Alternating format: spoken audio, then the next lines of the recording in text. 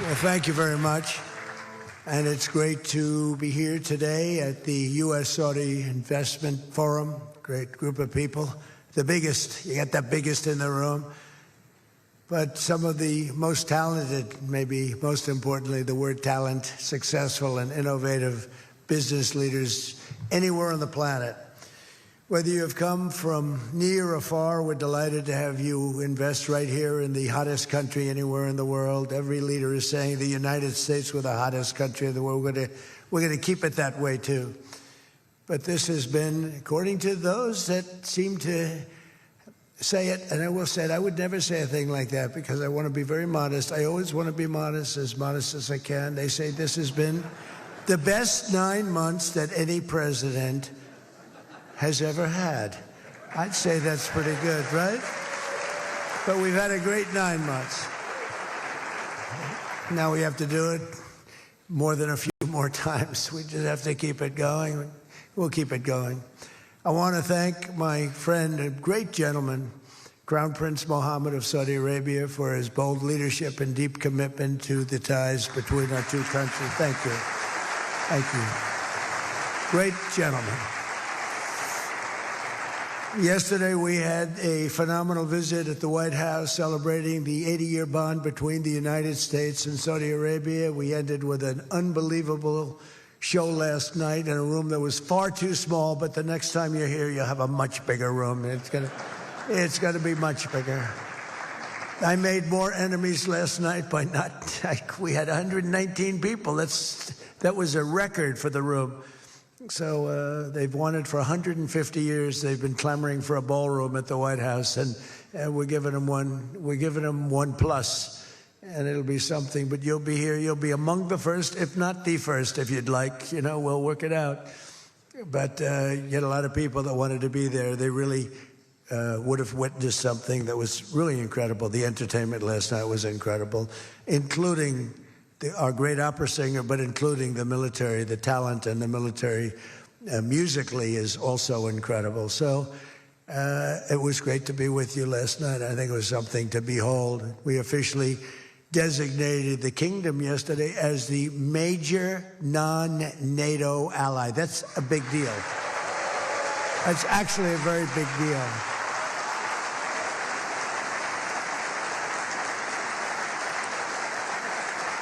Great honor. That happens seldom, very seldom, if at all. So I just want to congratulate you on that. That's a sign of trust.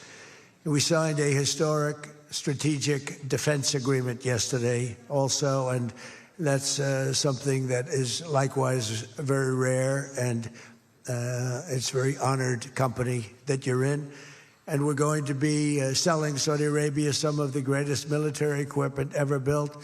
We build the best military equipment in the world by far. That's why we do the most business, including nearly 300 American-made tanks is what you're buying, among many other things, the airplanes, and we're working on getting that approved very quickly. It's already approved, but don't worry.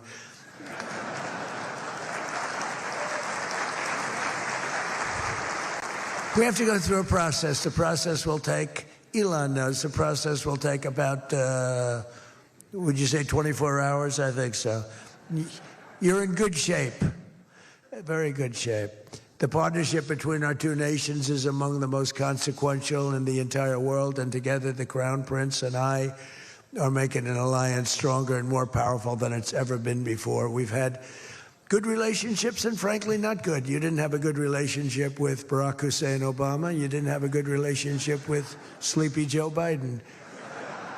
But you had a great relationship with me, and now it's as good as it was, and probably even better if you think about it, because we took the dark cloud away from your country. It was called Iran and its nuclear capability, and we obliterated that very quickly and strongly and powerfully. But there was a real cloud over the whole Middle East, and now they want to make a deal. They want to make a deal. They want to see if they can work out a deal with us, and we'll be doing that probably. But that was a terrible cloud that you had to live with for a long time. 22 years they were thinking about doing that. The B-2s. That was even before the B-2s. Those B-2s, what machines they were, they flew in, they were undetectable, and they dropped their payload, and every single bomb hit its exact mark, which was a shaft going deep into the mountain. And every single one of them hit, and it was total obliteration. And then I was criticized by some of the fake news for saying the word obliteration was too strong, perhaps. They had no idea. Nobody saw it. 3 days later, when the Atomic Energy Commission went, they said it was total obliteration, beyond obliteration, they said. But they want to make a deal. We'll see what happens. This week, our countries also signed groundbreaking agreements on civil nuclear energy, critical minerals, and artificial intelligence. And I want to congratulate a lot of the great American leaders, business leaders that are in the room. And you'll do a great job for Saudi Arabia and for a lot of other people in the room that are buying your product, taking your product, and using your product. All of that is in addition to the $600 billion investment in the United States that Saudi Arabia announced during my unforgettable visit there last spring. Well, I said, could you try and get that up to $1 trillion? And yesterday, the Crown Prince announced that the number that they'll be investing in the United States is $1 trillion. So that's really an honor.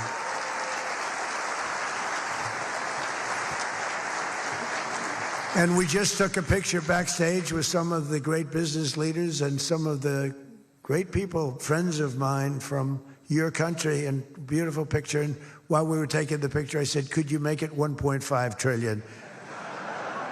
So he's got something to think about. I don't know.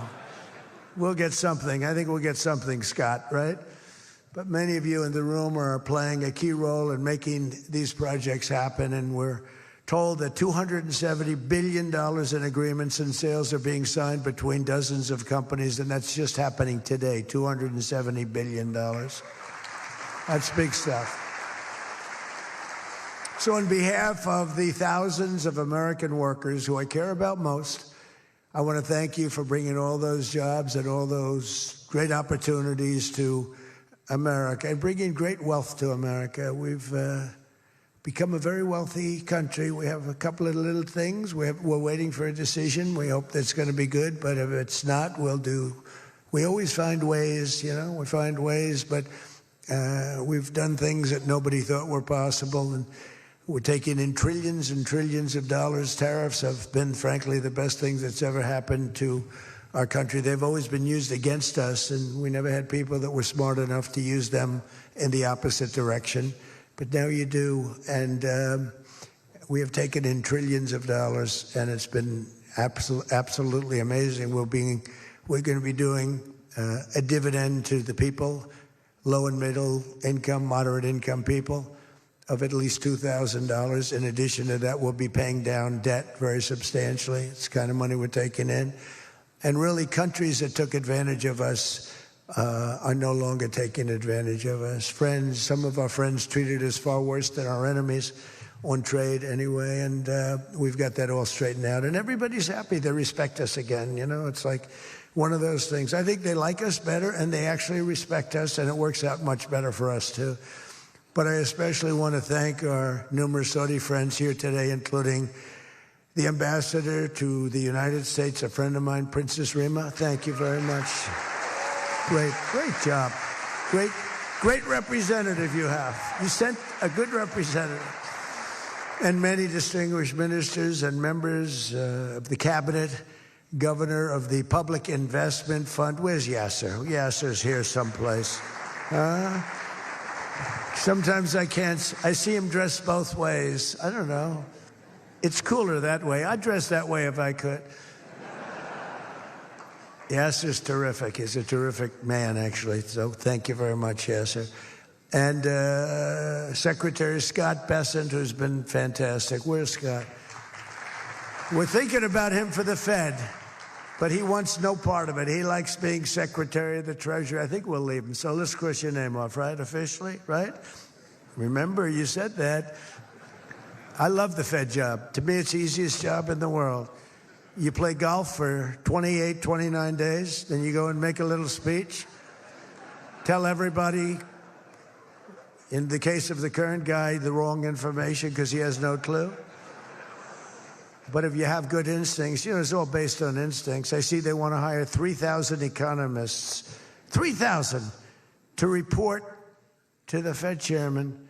What are they going to do? Take all this information? 3,000 economists. That's why they're spending $4 billion on renovating a building that should have cost $25 million to do. They should have spent $25 million. They're building a basement into the Potomac River. I could have told them that's very tough to do and it doesn't work and it's very expensive. But they're up to $4 billion headed by this clown. But we have 3,000, think of it. They want to hire 3,000 economists. So they took a poll and they interviewed 71 people. And of the 71 people, 2 people got it right. 2 people. One was a great economist whose name I won't tell you because I don't like him personally, but he is good.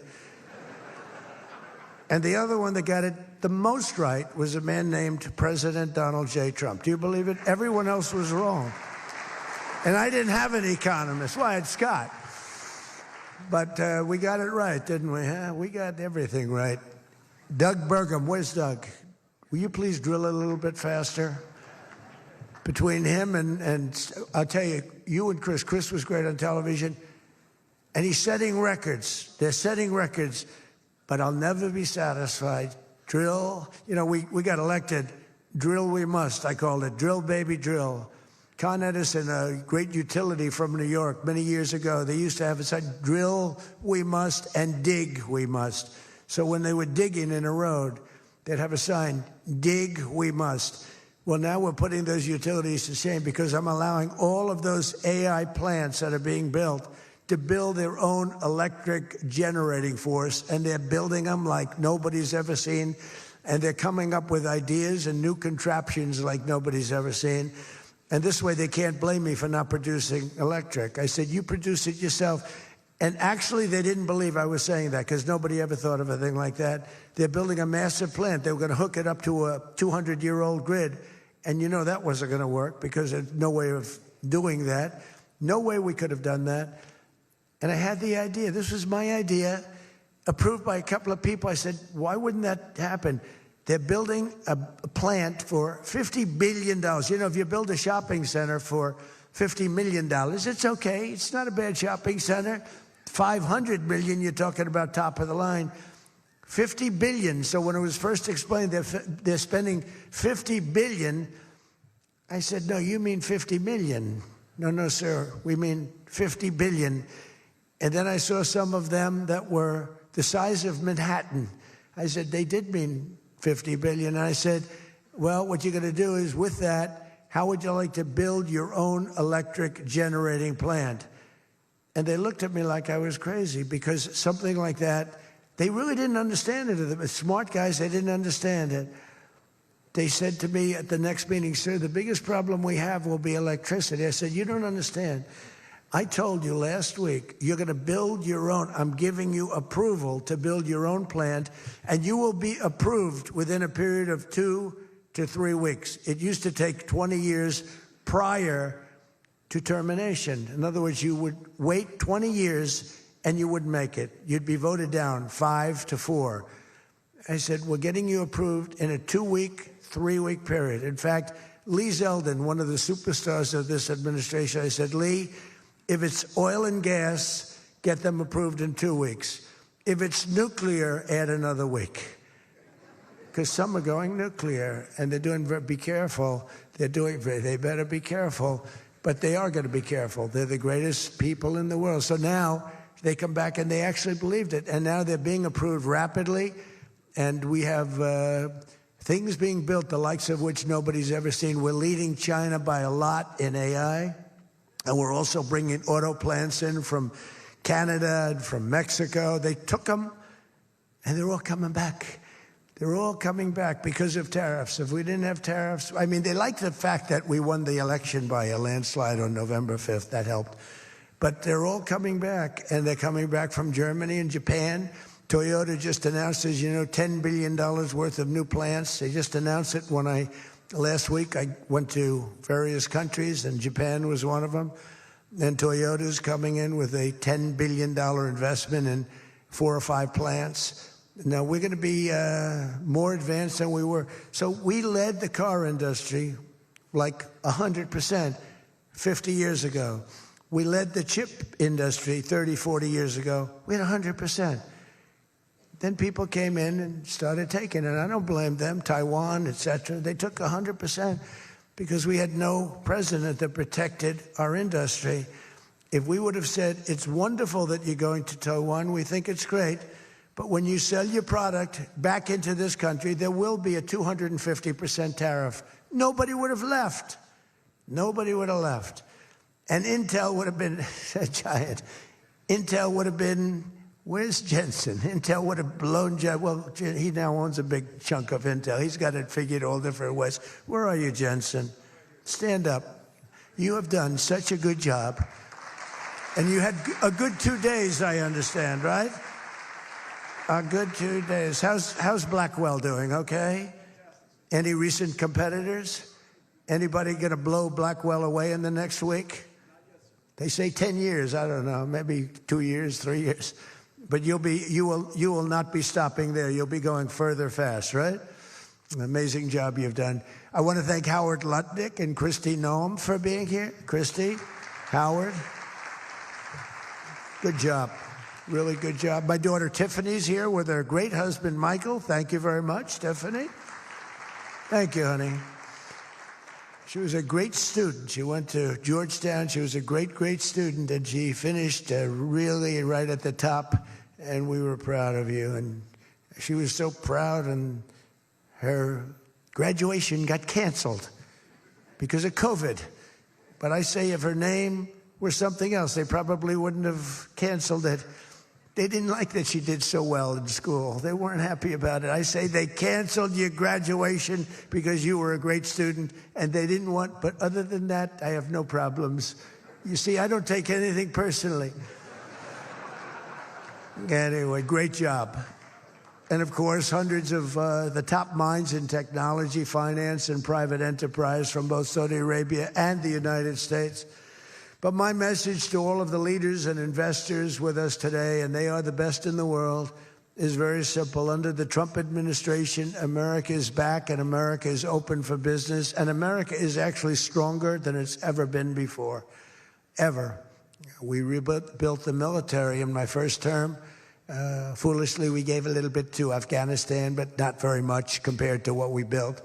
But now we're building it at levels that we've never done before. And in addition to that, we're sending a lot out to our allies, and we're making it possible for them to get it. I want those companies to build more plants, to build it faster. We want them to build it faster. The biggest problem we have is we have a backlog because it's so good. Every country wants our missiles, our jets. They want everything we have, and we got to go faster.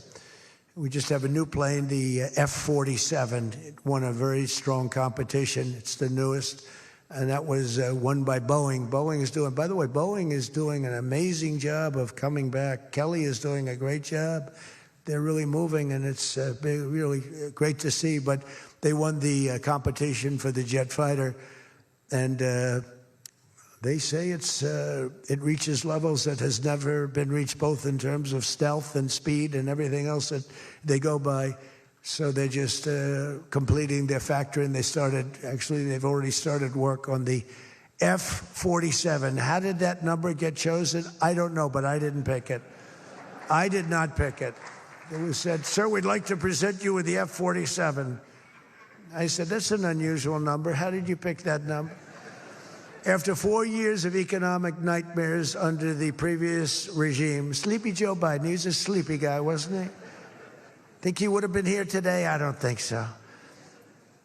Americans have rejected the failed, and they were really failed, far left models that you were looking at of high taxes and massive spending, soaring costs, crushing regulations, and trillions of dollars in green new scams. Everything was a new scam, green, green, green. Look, I'm all for the environmental, everything. I'm all for climate change. You know, they have new word, climate change. It used to be global warming. It's global warming. Well, that didn't work because it started coming down. They did the global cooling thing. Then they just said, we can't keep up with this. It's too much. So we'll go perfect words. Climate change. They're covered. If it rains, if it snows, if it's warm, it's climate change is destroying the world, remember? The world was supposed to have been gone 2 years ago. They gave us 12 years, Howard, to live, right? 12 years. But that was 14 years ago. The world was going to burn up, but it got actually much cooler. These people, it's a little conspiracy out there. We have to investigate them immediately. They probably are being investigated. Their policies punished success, rewarded failure, and produced disaster, including the worst inflation in our country's history. We had the worst inflation in history, and now we have a beautiful normal inflation. It's going to come down over the next few months a little bit more, but we have a nice normal inflation. We had the highest inflation in the history of our country.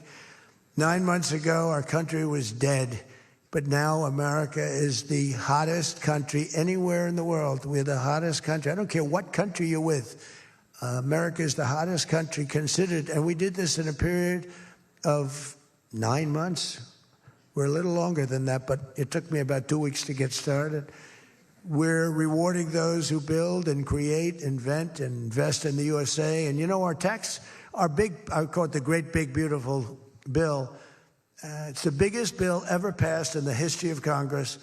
And Scott and I and all of us, we sat down and we said, let's do it, along with the Speaker and John Thune and everybody, said, let's do it all in one bill. And a lot of people were totally, they said, you'll never get it approved. And we didn't have a huge majority. We had a huge presidential win. We won everything. We won all 7 swing states. We won the popular vote by millions. We won everything.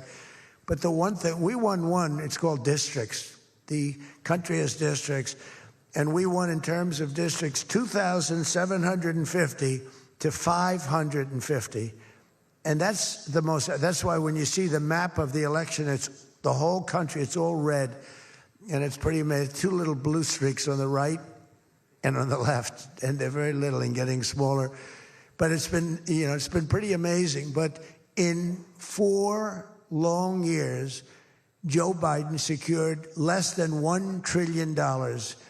In 9 short months, I've secured $18 trillion to rebuild our factories, create hundreds of thousands of jobs, and bring back those beautiful words, made in America. So think of that.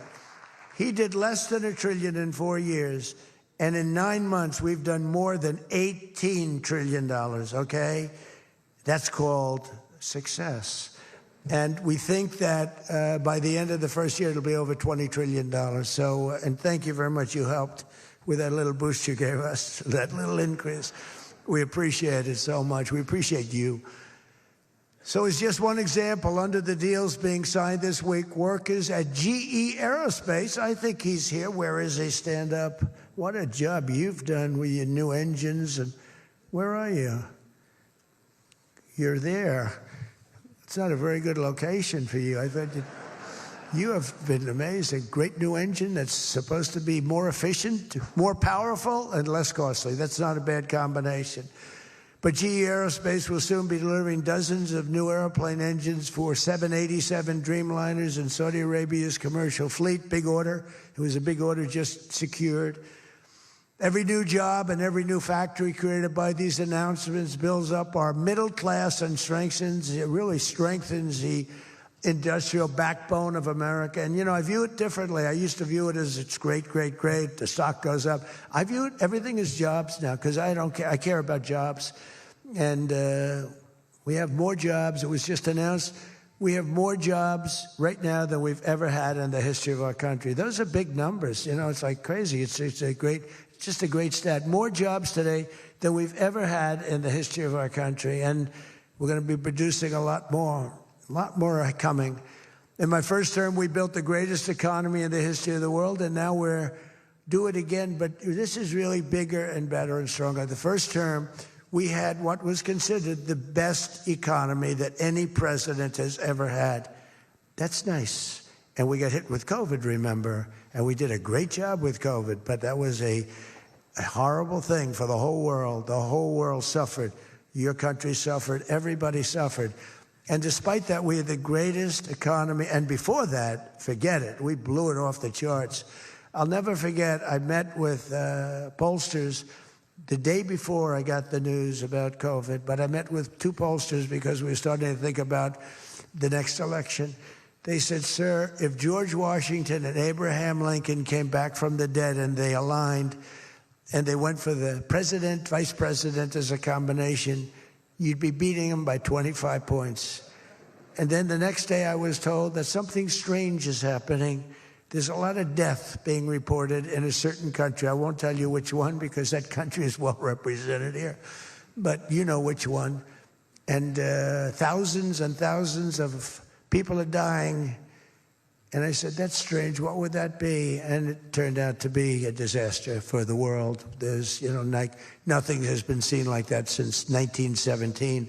I always thought that when I heard, pandemic or anything you want to call it, but I always thought that was like an ancient phenomena, that could never happen in modern times, but it did. But we did a great job with all of the things that we did with the vaccines, with so many of the drugs that we came up with, making you better. Regeneron, as an example. Regeneron was fantastic. I give them great credit for what they did.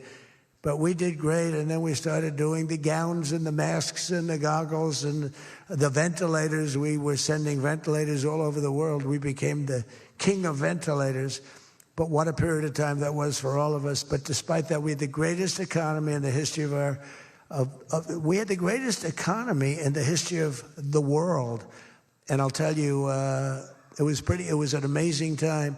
But this looks like it's going to be blowing it away, because when these plants, which are being built now, and many are going to be started very shortly, many, but when they open, we're going to see numbers the likes of which nobody's ever seen before. And, in some cases, you're building extremely complex plants. You're building plants to make computers and to make telephones, to make a lot of different things, missiles. But you're building plants that make things that are very, very detailed, and you have to have great knowledge. And you're coming here and you find, if we don't have people that did that before, we are allowing you, and I may take a little heat. I always take a little heat from my people, the people that love me and the people that I love. They happen to be toward the right of center, toward the right. Sometimes they're way right. But if you have to bring people to get those plants opened, we want you to do that, and we want those people to teach our people how to make computer chips and how to make other things. You can't come in, and I'm explaining, you can't come in, open up a massive computer chip factory for billions and billions of dollars like is being done in Arizona, and think you're going to hire people off an unemployment line to run it. They're going to have to bring thousands of people with them, and I'm going to welcome those people. Now, I love my conservative friends. I love MAGA, but this is MAGA. And those people are going to teach our people how to make computer chips, and in a short period of time, our people are going to be doing great, and those people can go home where they probably always want to be. When people are born someplace, they tend to want to go, and we have the greatest country in the world, but they want to go. But they're going to do. We had one case in Georgia where a battery factory, batteries are very dangerous to make. They're complex, much more complex than people understand. And they spent $1 billion to build a factory, and they were told to get out. And I said, stop it.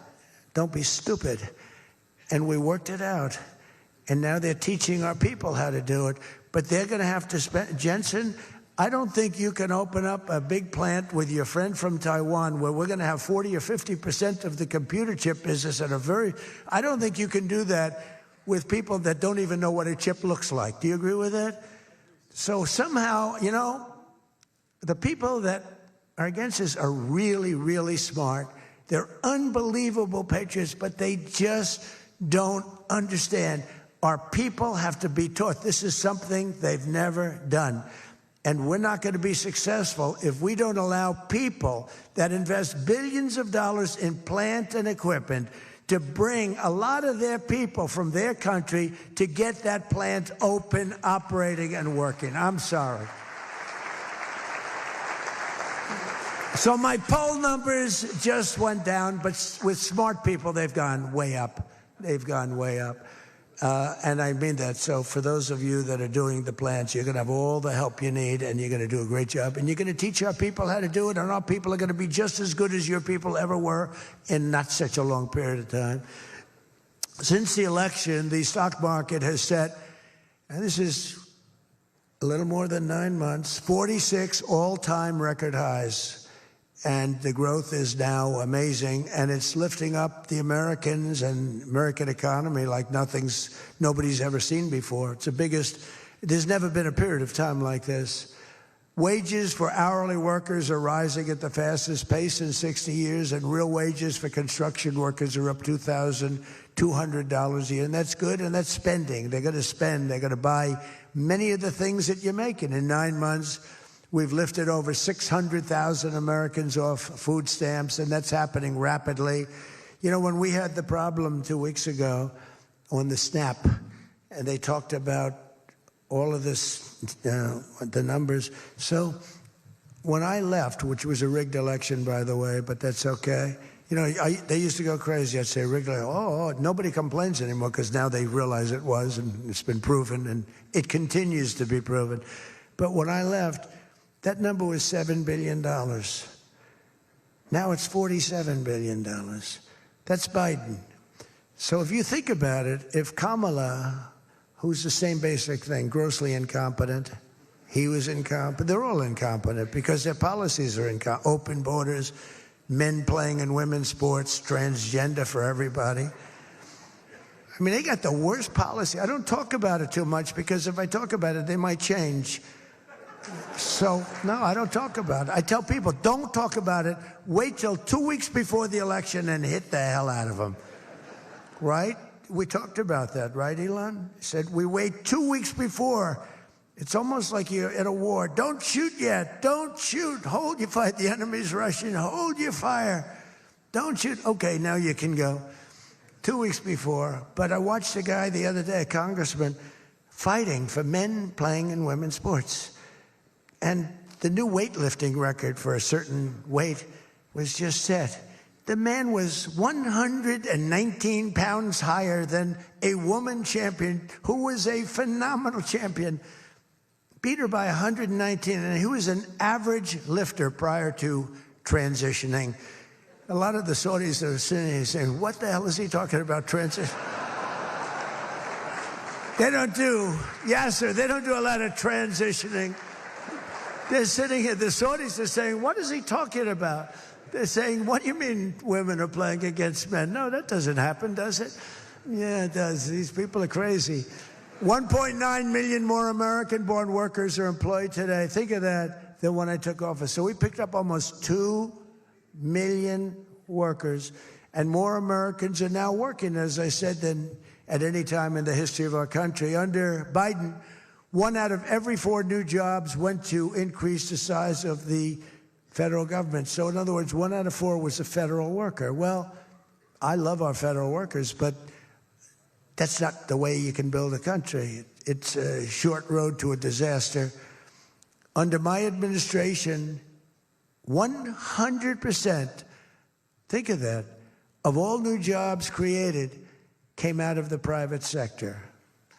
In fact, the federal government, we cut thousands and hundreds of thousands of jobs out of the federal government. Now, if I wanted to do something for purely political reasons, I'd say, Susie, let's hire a couple of million federal workers. And you know what happened? Unemployment is unbelievable. We don't do that. They did that. They used to hire workers in order to fudge up the numbers. The federal workers. By the way, Susie Wiles, most powerful woman anywhere in the world by the biggest, most important magazine. Susie Wiles, she had her father, Pat Summerall, the great announcer, football. He was a great football player, became an even greater, the voice of the NFL, and he was supposed to be a tough cookie, and I believe it 100%. Most powerful woman in the world. She can take out a country, take out a country with 1 phone call. That's power. I don't know if I could do that, but she could. Thank you, Susie. Do you feel good about the job you're doing? Huh? She's never going to be satisfied. She's doing a great job. We're also making incredible strides to make America affordable again. That's a new word that they're using. Affordability, they talk. They had the worst inflation in history. They had the highest prices in history. The country was going to hell. The only thing that we're going up in is our stock market, okay? The only price that we really have, I mean, we're bringing prices down, but they came up with a new word, affordability. And they look at we were all about affordability, and everyone assumes that that meant that, no, their prices were high. If you look at the numbers, since I took office, core inflation is now below 2.7%. It was at numbers that nobody had ever seen before with them. Walmart just announced that the cost of their standard Thanksgiving meal is reduced by 25% this year from last year. So they make, look, the Democrats, I don't know, some of you are probably liberal Democrats. I don't know about in your country. I don't know if you know that word, liberal. The word liberal doesn't exist. But they have a new word now. You can't use liberal, you have to use the word progressive. And I don't like using it. It's a beautiful word, progressive. Progressive, that's not them. They're regressive. No, they're regressive. Think of it. So if I don't get in, we have $20 trillion. Let's say she gets in. Instead of $20 trillion, you'd lose $10 trillion, and your welfare and other benefits would go up by 30%. Look at SNAP. Look at what happened there. From 7 million to 47. From 7 billion to 47 billion. It would be that. So we would lose business. Countries and companies and people would flee our country. They would flee. And all of the other things would go up.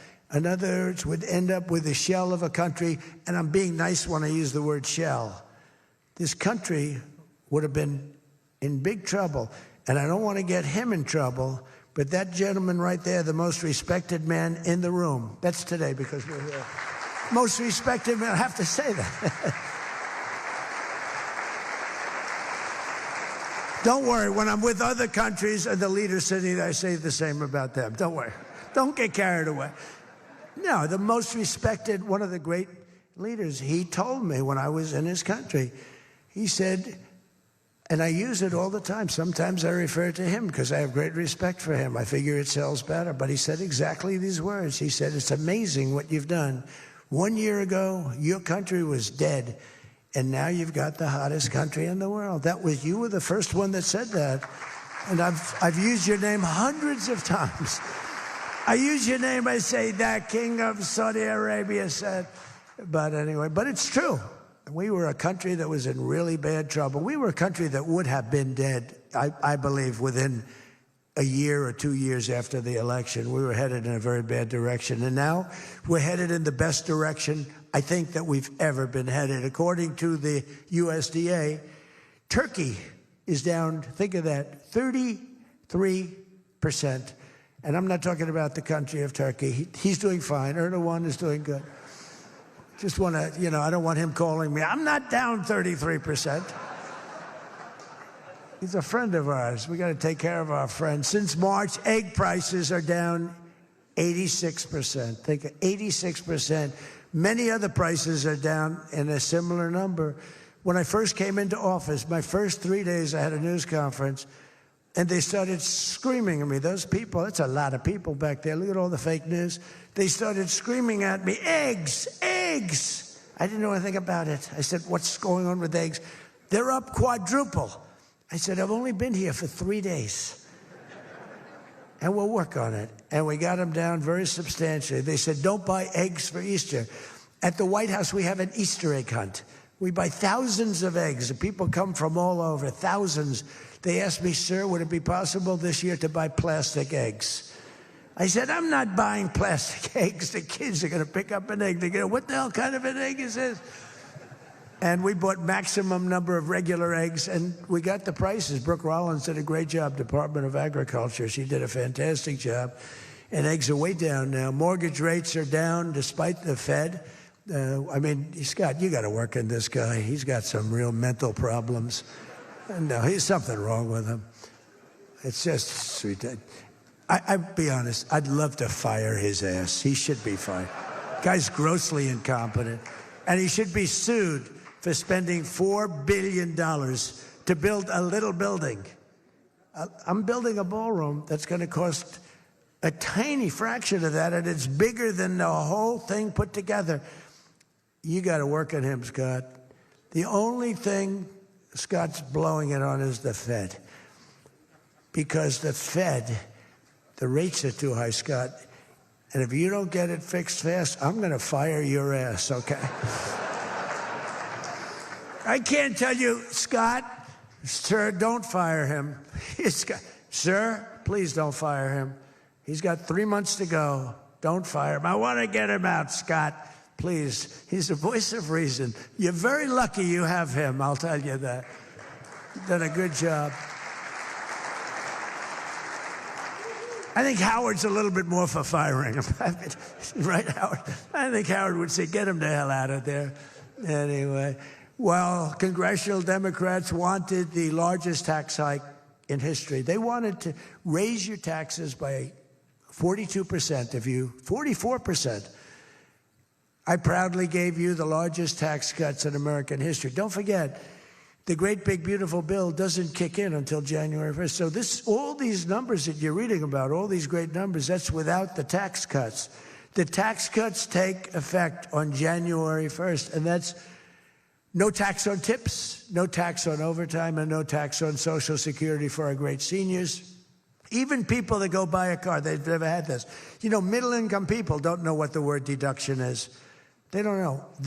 This room, they live on deductions. Me too. How much of a deduction do I get? We all live on it. Middle-income people, they don't know about that. They don't really have deductions.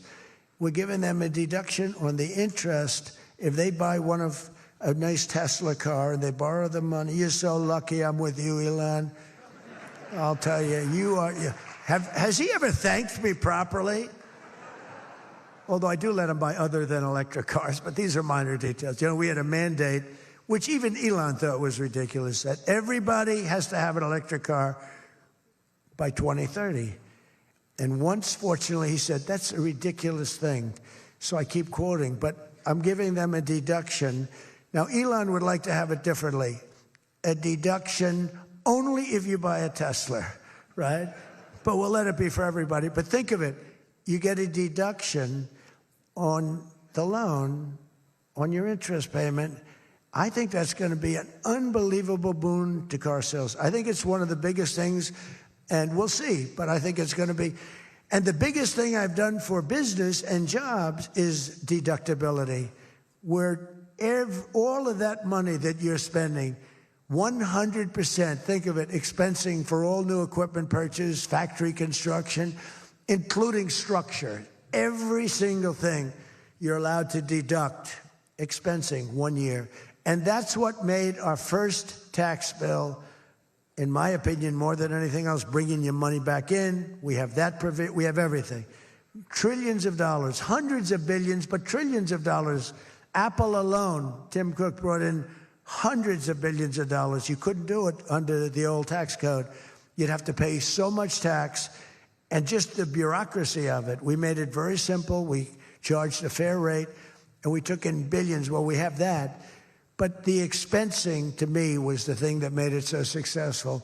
And the other thing is all of those tax cuts that we got, that was the largest tax cut in history. On top of adding to those cuts, we extended the original tax cuts. If we didn't extend, you would have had about a 58% tax increase from that point. And we were able to get that extended. So I want to thank the Speaker of the House, and I want to thank John Thune.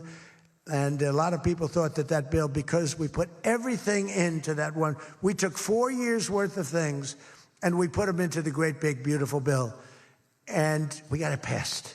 It was close, like about a quarter of a vote. It was on fumes. We thought for a couple of moments we were not going to be able to get it. Then we would have had to have it in 9 or 12 or 14 different bills. And I don't think we would have gotten many of them approved. We would have gotten some easily approved, but some we would have gotten no votes on. By putting it all together, we got everything. And it was a great job, and I think someday it's going to be appreciated. But among other things, it's the biggest tax cut in history for people and for businesses. So just enjoy it. And think of me every once in a while when you're hiring new people and making a lot of money. You just think about us. But I'm cutting a record number of job-killing regulations. That's the other thing. And I've already slashed more than $1 trillion worth of regulations this year. My last term, I gave the largest regulation cut in history, and now we're doing it again. In fact, for every new regulation, they're mandated to cut 10. And so far, it's for every new regulation, they've cut 30. So they have the idea. And very importantly, we stopped Joe Biden's radical crusade to kill oil and natural gas. Somehow, I don't think Saudi Arabia would like me too much if we decide to kill oil and natural gas. There's nothing like it. It works. Windmills don't work. Other things, I don't want to get into it too much, but they don't work. What does work is natural gas, oil, nuclear, and other things. But the windmills are a disaster. I am the biggest negative person on windmills. They ruin your locations. They ruin. When I look at some of these countrysides that are littered with windmills, and every time it goes around, you lose money. The country loses money. It's a disaster. And I just hope that some of these countries that are losing their ass, we have countries that are going bankrupt because they're putting windmills all over the place. You're supposed to make money with energy, not lose money with energy. And we talk about oil, and we talk even clean, beautiful coal. I said, you're not allowed to mention the word coal unless you precede it by saying clean, beautiful. So I have my people in the office, they're talking about coal, right? And they're going, sir, a clean, beautiful coal is doing very well, sir. And then 2 minutes later, clean, beautiful coal. Then he mentions the third time, sir, coal. No, it's clean and beautiful because it needs a public relations help. Coal needs a little help, public relations-wise. So we refer to it as clean, beautiful coal, and it does have its place. That I can tell you. But we're streamlining permitting for all new energy projects, all new mining projects, and what used to take 28 days is now down to very little. But we had times when, not 28 days, we had times when things would take 14, 15, 16, and even 20 years to get approved. We have a maximum day, 28 days. That's the maximum it'll take. It'll never take more. You can come in with $1 trillion factory. You can come in with what it takes. A maximum of, you don't have to go years and years and years, be abused by bureaucracy. If you build a plant now, you're going to have your plant done within 28 days. And a lot of you are all, because I see everyone shaking their head, you're all agreeing. We're getting you approved by very smart people quickly. You know, when you used to walk in with plans done by the best engineers in the world, thousands of pages, and drop them on some guy who's been there for 28 years approving environmental impact statements, and he's looking at pages that he's never seen, and he's supposed to approve it. He has no idea what the hell is in those pages. So we know what we're doing. We're going to get maximum is 28 days. That's why we have so much under construction, and people can't believe it. They can't believe it. And again, remember what I said, most important thing, you're building your own electric plant. You're really becoming a utility in addition to doing what you're doing. But you're building all of the excess, all of that energy, all of that electricity is being built. And your excess electricity, you can sell back to the federal grid. So we even make it there. Under the deals being signed this week, the world's two leading energy superpowers, America and Saudi Arabia, are partnering on energy like we've never partnered before. American Saudi companies represented here today are joining on liquefied natural gas, infrastructure, constructions, and making both of our energy sections. I mean, our sectors are becoming so strong. Just a quick story. In Louisiana, when I first time I got there were two massive LNG plants. One was under review for 14 years and was being rejected. The other one was for 18 years. The people of Louisiana, Doug, you know exactly what I'm talking about. And one was $20 billion, one was $24 billion, like the biggest things, like 3 Empire State Buildings lying on its side. It was massive. And I said, whatever happened with those plans? Well, sir, they're under review. How long has it been? 14 years and 17 years. And they had given up. Massive investments were being made by other countries and the richest people. They couldn't get them approved. I got myself involved. Right, Doug? The first one, I got approved in 1 day. The second one, I got a little cocky. I took my time. It took me 1 week.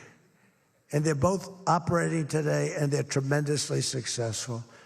I got one. Think of it. After 14 years, I was in office. I got involved. I got it done in 1 day.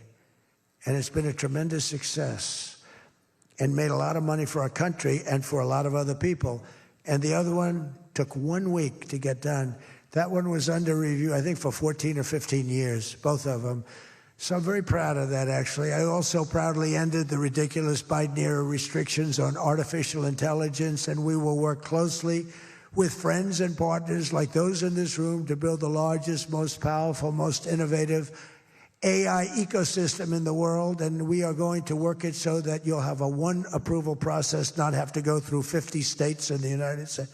You know, you can't go through 50 states. You have to get one approval. 50 states is a disaster because you'll have one woke state and you'll have to do all woke. You'll be back into the woke business. We don't have woke anymore in this country. It's virtually illegal. But you'll have a couple of wokesters, and we don't want to do that. We want to get the AI done, and I'm working with David. David's done a fantastic job. If he's here, I think he is. He is. Thank you.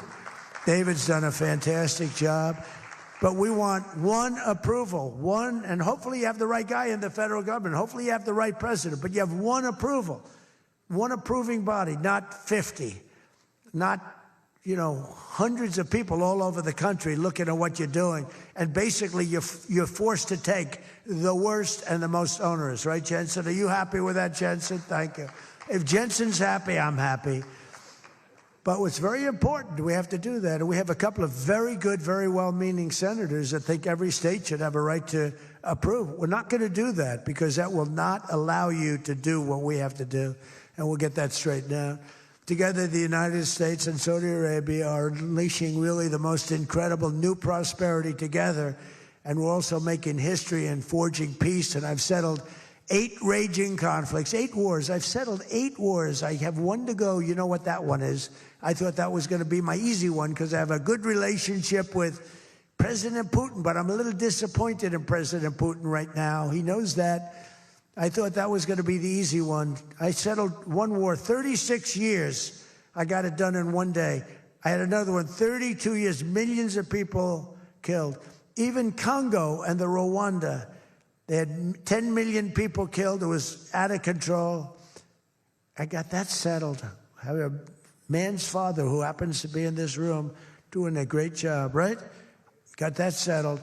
I settled 8 wars, and I'll tell you, His Majesty would like me to do something very powerful having to do with Sudan. It was not on my my charts to be involved in that. I thought it was just something that was crazy and out of control. But I just see how important that is to you and to a lot of your friends in the room. Sudan, and we're going to start working in Sudan. I didn't think that that was one that was going to be so easy to do, but we're going to start working. Mohammed said, yeah, thank you. Thank you to you. No, it wasn't on my charts because I'm good at settling disputes, and I've always been. I've done very well with that over the years, even before this. But you know, I was talking about the different wars, and it's, look, India, Pakistan, they were going to go at it, nuclear weapons. I said, that's okay, you can go at it, but I'm putting a 350% tariff on each country, no more trade with the United States. No, you can't do that. I said, I'm going to do it. Come back to me, and I'll take it down. But I'm not going to have you guys shooting nuclear weapons at each other, killing millions of people, and having the nuclear dust floating over Los Angeles. I'm not going to do it. They said, we don't like that. I said, I don't care if you like it or not. So I was all set. I told Scott, 350% tariff to settle that war. If you don't, we'll make a nice trade deal. They were in the midst of a deal. Now, no other president would have done that. Another guy would have, like Joe Biden, doesn't even know what countries we're talking about. He wouldn't have any idea. There'd be no tariffs, no nothing. Just the whole world would go to hell. But no, I used tariffs to settle all these wars. Not all of them. 5 of the 8 were settled because of the economy, because of trade, because of tariffs. So I did this. But, and then I'll tell you what, the Prime Minister of Pakistan called me. Thank you very much. He actually said, I saved millions, and he said it in front of Susie. He said, President Trump saved millions and millions of lives. He doesn't even know that, but he saved millions of lives, and he talks about it. And I got a call from Prime Minister Modi saying, we're done. I said, you're done with what? We're not going to go to war. I said, thank you very much. Let's make a deal. But I saved a lot of people, millions of people, on many other wars. Azerbaijan, you know what was happening there? I settled that. That was going on for many, many years. Actually, Putin called me. He said, I can't believe you got that one settled. We've been trying to settle that one for a long time. I said, don't worry about that. Just let me settle your frickin' war, okay? You don't have to help me. I don't need any help. I need help with your war. And it'll get done. But working with the Crown Prince was amazing because he mentioned Sudan yesterday. And he said, sir, you're talking about a lot of wars, but there's a place on earth called Sudan. And it's horrible what's happening. And I viewed it as being just sort of a freelance, no government, no this, no that. And he explained the whole culture and the whole history. And it was very interesting to hear. Really amazing, actually, to hear. And, you know, we've already started working on that, okay? He said that would be the greatest thing you can do. That would be greater than what you've already done. That was your expression. Is that a correct expression? Pretty good. So we're working on that. We started about 30 minutes after you explained to us the great importance of that. I view it differently now than I did just a day ago. But we also, as you know, we had a historic ceasefire. We ended the war in Gaza. And 2 days ago, incredibly, the United Nations Security Council backed the Trump peace plan. And we have a great peace plan. We have peace in the Middle East. This is a strong peace, too. They say, oh, it's tentative. It's not. This is a very strong peace. We have 59 countries signed on. And when there's problems, I'm getting calls from countries. They want to go in and lead the fight to solve the problem if we have any problems. But right now, it's looking very good and endorsed. They endorsed the United Nations, what's called the Board of Peace, chaired by a person called Donald J. Trump. I accepted the chairmanship. They asked me to be chairman. That's what I needed. It's just a little more work. But it's a great honor. That'll be the greatest board ever assembled. When do you see this board? This board will blow every board away. And I believe we're going to be lucky enough to have the Crown Prince be a very distinguished member of the board. But we're going to have the heads of the Board of Peace. And I think it will go long beyond Gaza and the Middle East. I can see that going long beyond. There'll never be anything like this in terms of, I know you all have wonderful boards, but this is going to blow it away. It's going to blow them all away.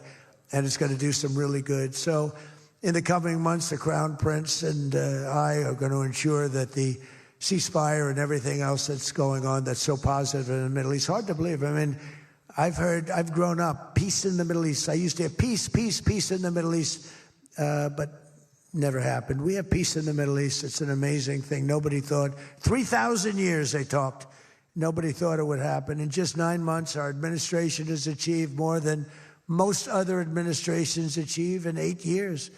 And we're leading again in just every country. We want to win. We want to win for you. We want to win for ourselves. We want to help our allies. We want to change our enemies. We want to change our enemies. I'm being nice when I say it that way, but we want to change them. And if they don't change, we're going to be nasty. But hopefully we're not going to have to be nasty. But we want the world to prosper. We want the world to be safe. Our alliances are flourishing like they haven't before. And, you know, they're respecting America again. They didn't respect us. We were like a bunch of stupid people. We had a president that couldn't get up and talk, couldn't walk up a flight of stairs. We had people that didn't know what the hell they were doing. We were an embarrassment all over the world. but now we have people that are respected at levels that we've never seen before. So I just want to tell you that this is a group that I respect. I read every single name of every single person sitting in each and every seat, and I either know you or I know of you. This is an amazing group of people, and it really is headed by that gentleman sitting right smack center with 2 seats in between him. He wants plenty of room.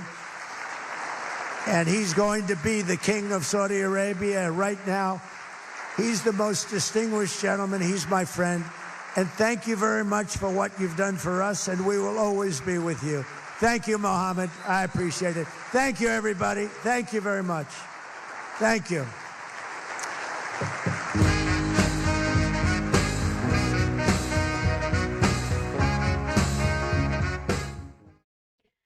That was President Trump speaking at the U.S. Saudi Business Forum right here, shaking the hands of dignitaries and the Saudi Crown Prince. We also saw in the audience, there were Elon Musk. He was in the audience, as well as Secretary Bessent, among others. So we did want to share that with you. President Trump there on stage with the Saudi Crown Prince. President Trump greeting the Saudi Crown Prince yesterday at the White House with a ceremony. There was also a dinner held at the White House later on.